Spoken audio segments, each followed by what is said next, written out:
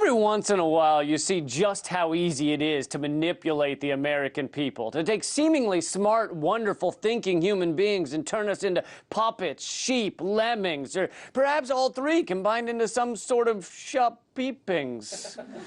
I mean, individually, people are great, but in groups, they do things like make Transformers the #1 movie on the planet. It's just explosions and then explosions and some and it's based on an action figure for 6-year-olds, all right? It's because toddlers like cars and they like guns, and so they put the guns on the cars. It's not meant for adults! A year ago, you might recall, the American people were against bombing in Syria. We were tired of bombing other countries, tired of death and disaster. According to polls by the Washington Post and ABC News, only 30% of America supported bombing in Syria a year ago. And in June of this year, only 45% of Americans supported bombing in Iraq. And then something funny happened. This. Massacre if those ISIS terrorists break through. Overrun by ISIS. Convert them or kill them. ISIS in particular. The Islamic State. ISIS. ISIS. ISIS. They are like a medieval army. Well, not funny, ha-ha. More of a funny, holy shit. Our media lost their damn minds like a diseased coyote in the desert heat. So what happened after the ISIS media onslaught that made the Geico advertising seem like a casual mention? The percentage of Americans supporting bombing in Iraq skyrocketed to 70%, and those in favor of bombing Syria jumped to 65%. When our government and media want to manufacture consent for endless murdering, they know how. They have it down to an art, like Serena Williams with a cross-court forehand. Or this lady with that thing she's doing. Down to an art.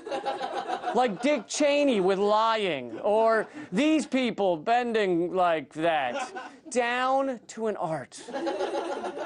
Media, manufacturing consent, down to an art. Like that dude, whatever's going on there, right? Or here, you know, down to an art. And it's come out now that some of the threats they told us about have already been proven false. Glenn Greenwald reported this week that the Khorasan group, which were supposed to be worse than ISIS, were made up. Government officials just created it out of their imagination, like the Muppets, or SpongeBob SquarePants, or Mark Zuckerberg's respect for privacy, or other imaginary things. So we're bombing in the Middle East for a make-believe reason. Why does that sound familiar? Oh, right. That's why it sounds familiar. Well, this time we found out we went to war for false reasons within a few weeks. Last time it was like years. So you know what that's called? Progress. Here's my point. Clearly, the mainstream media can manufacture consent for war. Just imagine if they ever use that unbelievable power to push something positive, something related to creation instead of destruction, like moving past excess consumerism or demanding accountability from the bankers raping and pillaging our society with impunity, or stressing that our lives should be about so much more than slaving for a soulless company, or instituting a maximum age for saying Transformers is your favorite movie.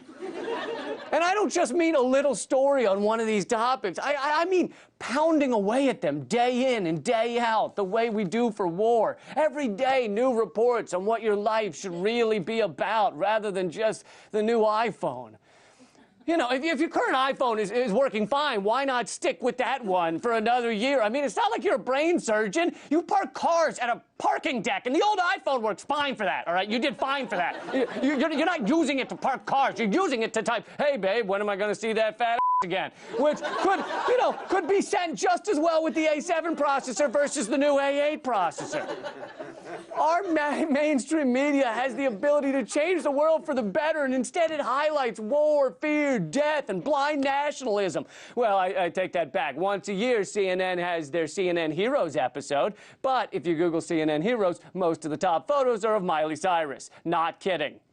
However, she was clearly told to keep her tongue in her mouth during it, so that's something, but I don't know. Does that qualify as being a hero?